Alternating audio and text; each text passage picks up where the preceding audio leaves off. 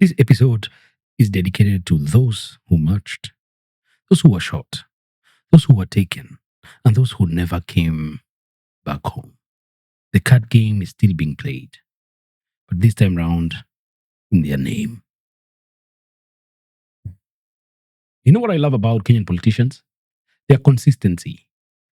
They will consistently steal your lunch, consistently deny they stole your lunch, and then consistently show up at your next birthday party holding a cake with your lunch inside it. And the man who just borrowed it, without asking, without understanding it, without earning a single syllable of it, is the President of the Republic of Kenya. What has happened between those two facts is not a story about politics embracing youth culture. It is a story about a lion spotting a threat and deciding to put on a lamb costume. But before we get to the costume, we need to talk about why there's a lion in the freaking room at all. And that story starts with blood. Welcome back to the Kenyan Myth That Was. I'm your host, DY. And today we talk about what happens when a revolution becomes a campaign slogan. Let's start at the beginning, at the very, very start. Because before any politician touched this thing, before any MC at a rally tried to say it with the right inflection, before any campaign poster lifted the phrase, there was just a phrase, a Nairobi phrase, a very real phrase. You know, Niko Kadi. For those who didn't grow up beginning avocados in Sheng, let me translate it. Niko Kadi literally means, I've got the card. But this isn't about M-Pesa, my guy. This phrase comes from Kenya's poker culture. Not the Hollywood version, not the James Bond in a tuxedo sipping a martini at a Monaco casino. The Nairobi version, the one happening on a plastic table somewhere near a kibanda or in your homes with a 50 bob steak and someone's entire week on the line. Or in your homes when, it's Christmas or you're catching pints and you just want to spice up the evening. That is the setting.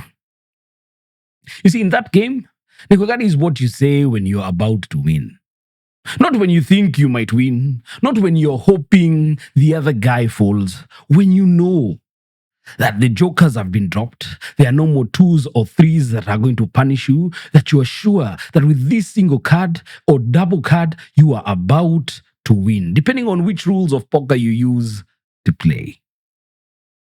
It's a Kenyan equivalent of checkmate in chess, except louder and with considerably more eye contact. The bombastic side eye. You've already seen your hand. You've already played your strategy, stolen a couple, or confirmed that the sleight of hand that you played. And now you are announcing before cards even hit the table, I've got the killer card. And this is over. Now, put that energy. That specific energy of a person who has already calculated the outcome and is simply announcing it to the voter registration queue. Niko Kadi, I have my voter's card. The strategy is set. The hand is ready. I am not hoping to win. I'm announcing that, my guy, I am sure that I will win. Look at that image. No president.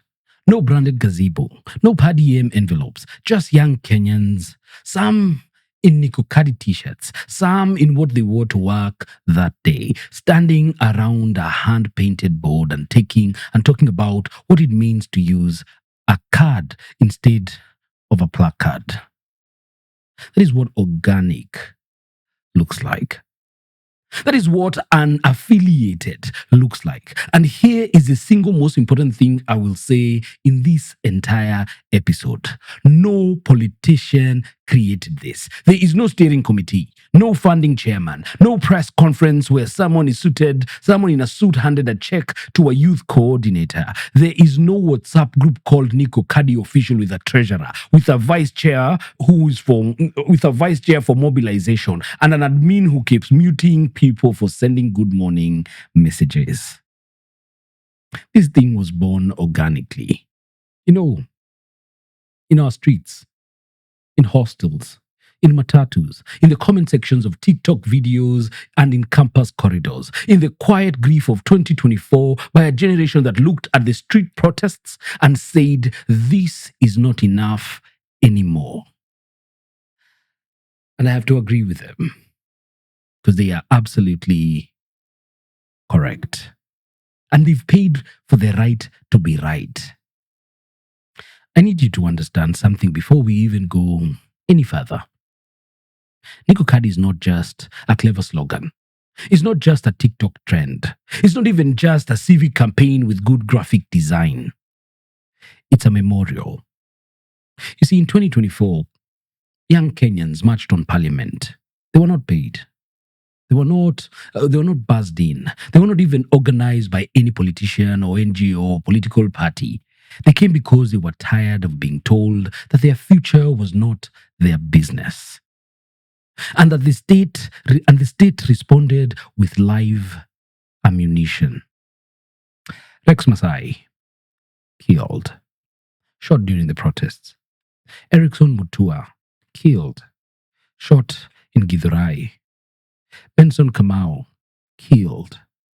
Dozens more. Names that never fully made it into the newspapers, names that never fully made it into the newspapers, that lived and died on WhatsApp forwards, that were mourned in vibandas and university dormitories and family homes or compounds across this great country. And that was before the abductions even began. Because you see, after the protest, young people started disappearing. Bloggers, organizers, people who had done nothing more than a video or share a thread or even attend a demonstration. Some came back, but broken, silent about what had really happened to them. Some never made it back to us at all. So, in memory of the 2024-2025 generation protests, Rex Masai, Erickson Mutua, Benson Kamau, Eric Shieni, and the many whose names this government still has not accounted for. Every voter card registered in this movement carries those names. Every campus drive, every TikTok post, every Niko Kadi shouted in a market or a matatu or some corridor in this great land carries the spirit and the names of those that were courageous enough to stand up for justice and the government disappointed them. This is a movement that pays homage, not in words, not in hashtags, in ballots. And in the words of a Niko Kadi campaign enthusiast, when power begins to mock the people, it is not confidence. It is panic disguised as laughter. Let me read that again. When power begins to mock the people, it is not confidence. It is panic disguised as laughter. When power begins to mock the people, and this government has mocked. It has called protesters foreign agents. It has called the dead collateral. It has laughed at the idea that Gen Zs and the youth of this country could organize anything more consequential than a dance challenge. But mockery is a tale. You see, in poker, you don't laugh at the player who's about to beat you. You laugh at the one you're not worried about. So, when a government starts laughing, start watching their hands. And lest we all forget, I want us to remember some of those incidences where we had people who are, in people who are in the kitchen with this government, cooking up this shit. Then remember us that they will stuff the ballot boxes.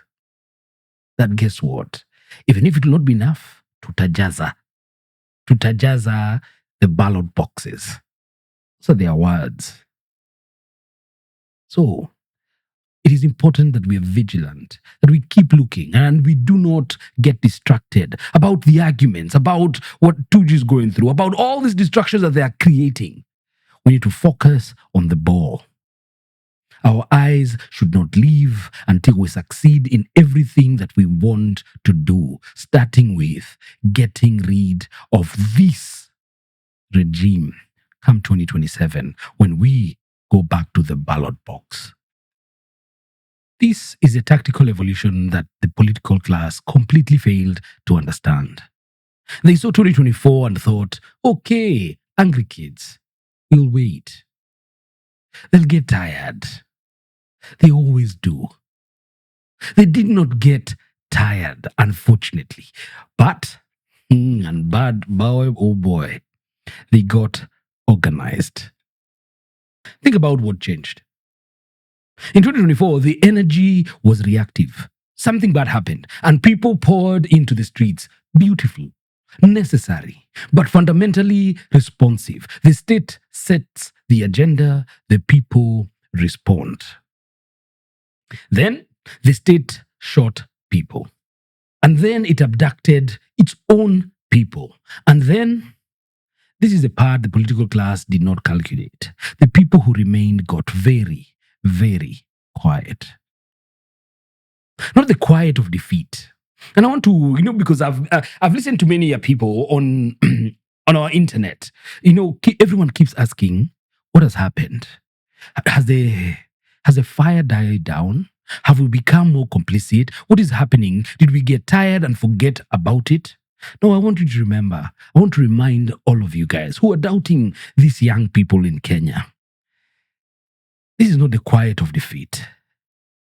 This is the quiet of a poker player who has just looked at their hand and decided to stop showing emotion. Because by 2026, the energy became proactive. The realization landed quietly in schools, in universities, in cyber cafes, in WhatsApp threads, and living rooms in all our homes. That protesting a bad law is harder than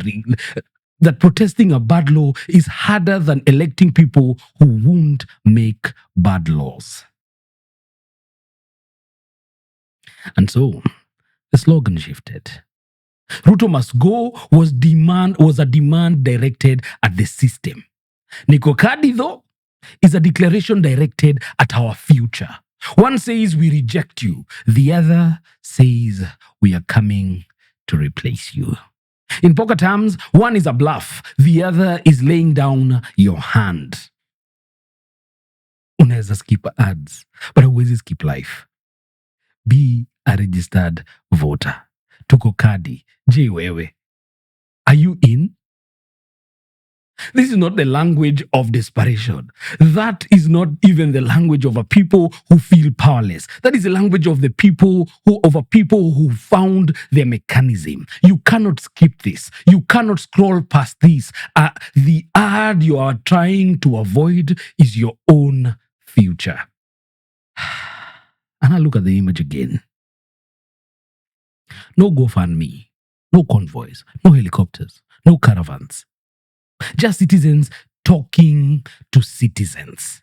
For years, the state had a very convenient story about how Kenyan protest works. They say someone is funding this, someone foreign, someone with an agenda. Show us the money trail. And often, let's be honest, often they are right. Because often someone was funding it. Because often it was that kind of movement. But Niko Kadi has no money trail. No GoFundMe, no convoys, no helicopters, no caravans. Just citizens who are talking, like I said, to one another. And that is a thing that is genuinely new. That is a thing that does not fit any of the old playbooks. Organized youth are stronger than propaganda. Millions of voters with their cards as their weapon are stronger than any regime. A united generation cannot be bribed or even intimidated. That is not a slogan. It's a theorem. So there we are. A movement built in grief, paid for in blood, named after a poker declaration, belonging to no party, no patron, and no politician, gaining momentum across every campus, every kibanda, every matatu route in this country. And then the president said it. William Samoei Ruto, President of the Republic of Kenya, 30 plus years in the Kenyan political scene. The man whose government shot protesters. The man whose administration presided over abduction. The man whose tenure is the precise reason this movement exists. He said it at a rally, with a crowd, with the energy. Niko Kadi.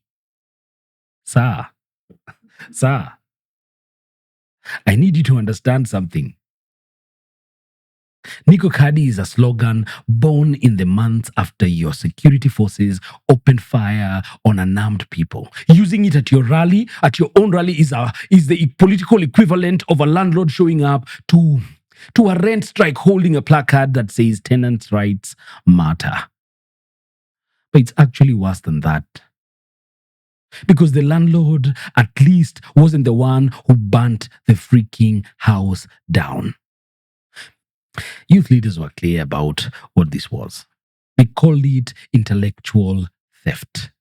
They said publicly, forcefully, with a kind of language that does not leave room for misinterpretation, that this slogan was built to remove the current administration and leadership, not to celebrate it, not to even legitimize it, to remove it. And the current leadership had that, processed it, and decided the correct response was, sounds good, I'll take it. Let me walk you through what that rally looked like in my imagination. Your Excellency, the youth are saying Niko Kadi. What does that even mean? It means they have their voter cards ready, and that they are ready. Ready for what? To vote, sir. Who are they voting for? That's unclear, Your Excellency. Put it in my speech. Sir, I should mention that this slogan was created by people who want you removed from. Put it in my speech. Hey, ama namna gani bwana? That is almost certainly not how it happened. But the audacity of the outcome is roughly the same.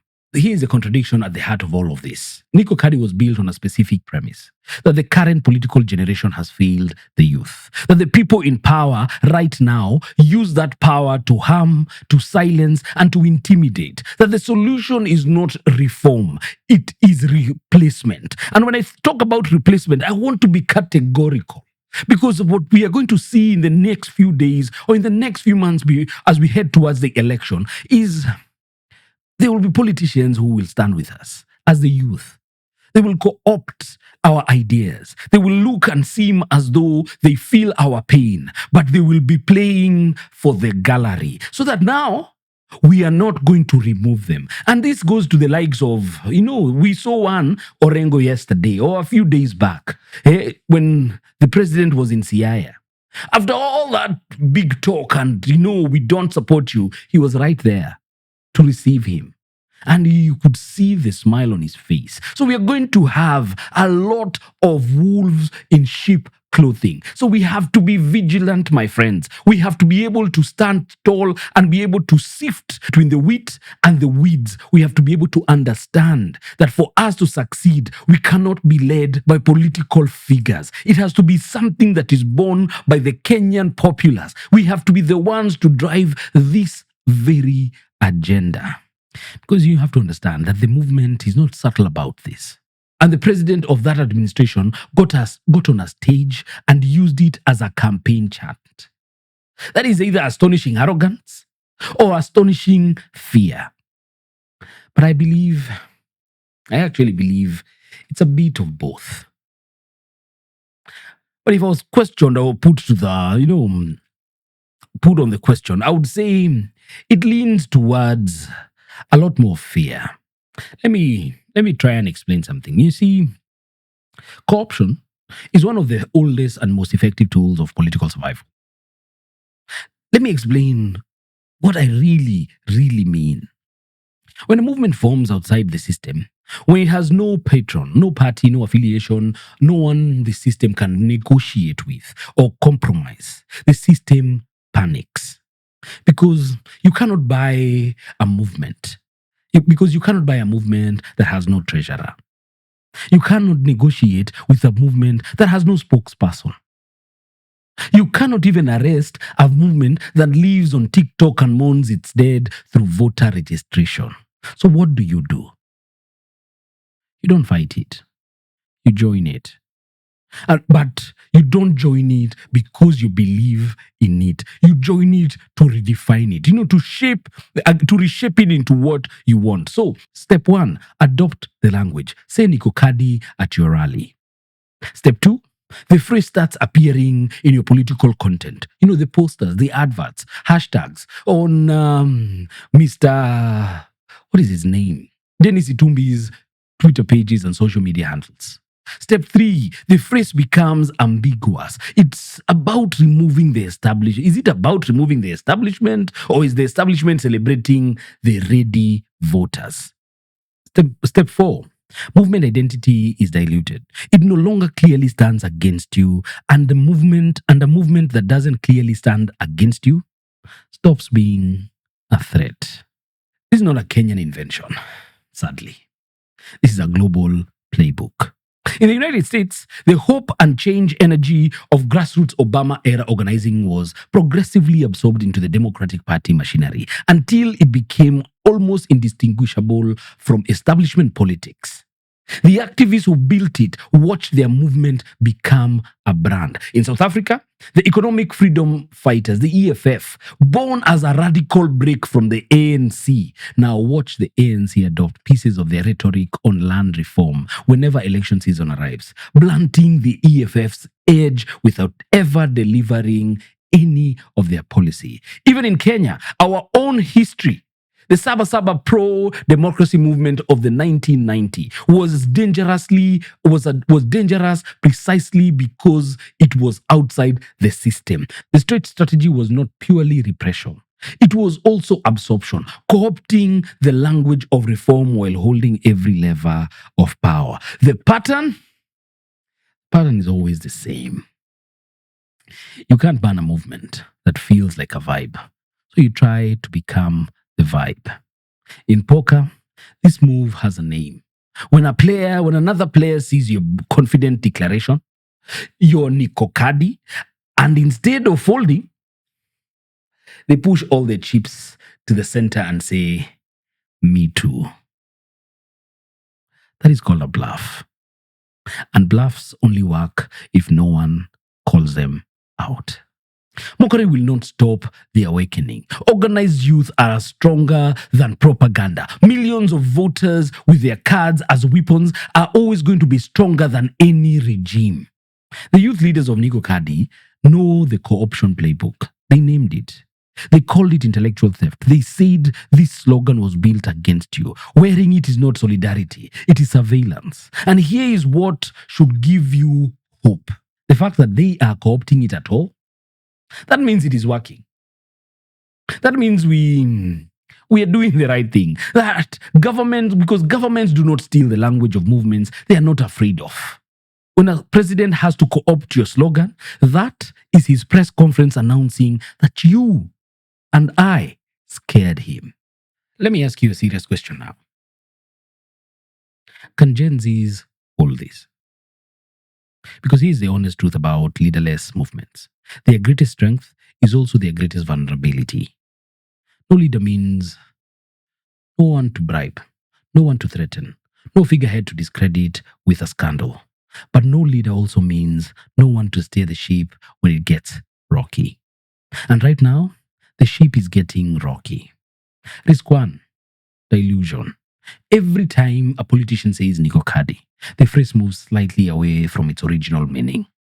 Language is not stable. Meaning gets rewritten by whoever uses it most consistently, most publicly, most resourcefully. If the establishment uses this phrase more than the movement does, then they win the semantics war. And when a political slogan loses its meaning, it also loses its power. Risk two, fatigue. This is the one that nobody wants to say. 2024 and 2025 were exhausting. People give everything. Their safety, their time, in some cases, their lives. And then life continued, and help loans came due, and job hunting resumed, and the system was still standing. The leap from protest energy to long game electoral strategy requires sustained motivation across years. That is hard, my guy. I want to be very clear. That is hard. It's harder than a match. It is actually harder than a viral video. Then there's risk three, manipulation. What happens when actual political parties start recruiting Niko Kadi organizers? What happens when someone offers the most visible campus mobilizer a government job? What happens when the movement's energy gets channeled not towards replacing the establishment, but towards electing a different establishment? And in this section, I'm talking to Makaure and Co. because they are the best examples. That they came in, they made us believe that we were together, that we were doing this for the right reason, only for us to realize that they were auditioning for the gig. And I'm going to say, it's sad because they think and believe that they'll be the voices of the youth, that they'll be the ones to represent us. I want to be very categorical. To every one of you who is in this leadership, to every one of you that is taking the time to, organize, the call will come. But I hope you have the strength and the willpower to choose our country before you choose your own pockets. It may sound privileged. It may sound like, DY, what are you talking about? You're seated in your comfort of your house. You have this, too, and that. But, come on. No. I want us, if it's not for the long game, then the truth and the sad truth is we've already lost before we even began. Because I want to make it clear that these are not cynical questions. The questions that we are asking, they're not cynical about these risks. They are historical questions too. Because every generation that has tried to take power in Kenya has faced exactly this moment. When the system offers you a seat at the table rather than, let you build your own. And some of them took the seat. And the system, sadly, continued to survive. In poker terms, this is the moment between declaring Niko Kadi and turning over the cards. The bluff has been called. The table is watching. The question is whether the hand is as strong as the declaration. But here is what is different this time. This generation has receipts. They have the names of who was shot. They have the faces of who was abducted. They have the screenshot of the officials who mocked them. They have the videos of the government officials and the government that they are trying to replace. They've built an entire civic identity on the premise that evidence matters more than narrative. Like our own show, that receipts over vibes always. That, gentlemen and ladies and gentlemen, is harder to co-opt than a slogan. Because you cannot steal methodology. And I emphasize, you cannot steal methodology. Now, let me tell you what Niko Kadi actually is. It's not a song. It's not a hashtag either. It's not even a campaign theme. It's a document. It's a generation saying in 3 words what no protest placard fully captured. Not we are angry, not we are tired, but we have calculated, we have prepared, and we are ready to win. It's also something else. It's a promise to the dead, to Rex Masai, who marched and did not go home, to Erickson Mutua, who believed that this country owed him something better, to every name that trended for a weekend or a week and then disappeared from the news cycle, but never from the people who actually loved them. The voters' card is being raised. The voters' card is being raised in their name. The registration queue is a procession for all of them. The ballot is a thing they were killed trying to make matter. And in the game, in the real game, the Nairobi game, you don't say Niko Kadi when you're hoping. You say it when the math is done, when the cards are positioned, when your outcome is in your calculation already decided. The protests were the bluffing face. The abductions were the state's attempt to end the game prematurely. Voter registration is the moment you lay down your hand and say, we are still here. We did not fold. And now, see what we are holding. For years, the political class in this country has managed youth energy the same way you manage a fire. Let it burn, wait for the rain, rebuild on the same ground. What they did not account for is a generation that stopped burning and started building. When 2024 protests happened, the world said, look at these kids. When those kids were shot, the world said, oh, how tragic. When the same kids started voter registration drives, the world said, that's nice. When those registration numbers started moving, and the political class said, in rallies, in speeches, in stolen slogans, we are with you. That is not solidarity. That, my friends, is surveillance. That is a system that has finally realized it cannot afford to ignore what it spent 30 odd years dismissing. Niko Kadi was theirs. Their streets made it. The campuses held it. TikTok amplified it. The grief of 2024 forged it.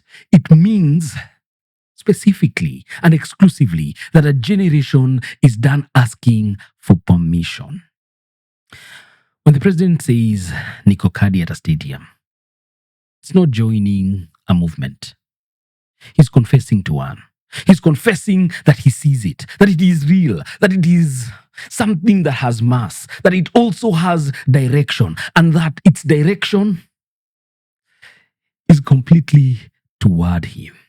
So, to every young Kenyan who registered this year, every student who took time and who convinced their roommates to register, to every person who posted their voter card in the memory of someone who cannot, do not let them have that phrase.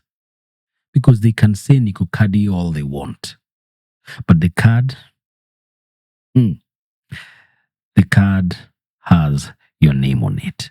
And the names of all of those who are no longer here to carry their own. On election day, it doesn't matter how many rallies they used your words at. All that matters is what you do with that card. For the first time, you didn't just trend against power. They registered to replace it. So hold the card. I'm DY, and this has been the Kenyan week that was. Like we always say, have yourself a lovely day, lovely week, lovely evening. And for those who are yet to register, for those who are yet to talk to their circles about being, getting their cards ready, please, there's no for tomorrow. Today is what we are promised. So when you get this chance, when you hear this thing, when you get to watch this, please share it widely so that we can get as many youth and as many guys to register. And I'm going to talk to the millennials. Look at what the Gen Zs are doing. can we now reinforce them and protect whatever they're doing and ensure that for those who are even registered, that we will not allow for voter apathy to set in? That we will ring fence them, that we will ring fence this decision to get registered by actually ensuring that we all, both millennial and the Gen Zs, in one accord, ensure that we vote out this regime by being present and being available come 2027 when it's election time. Like we always say, receipts over vibes always. Cheers, like, share, subscribe, and thank you for all the support that you've been giving us.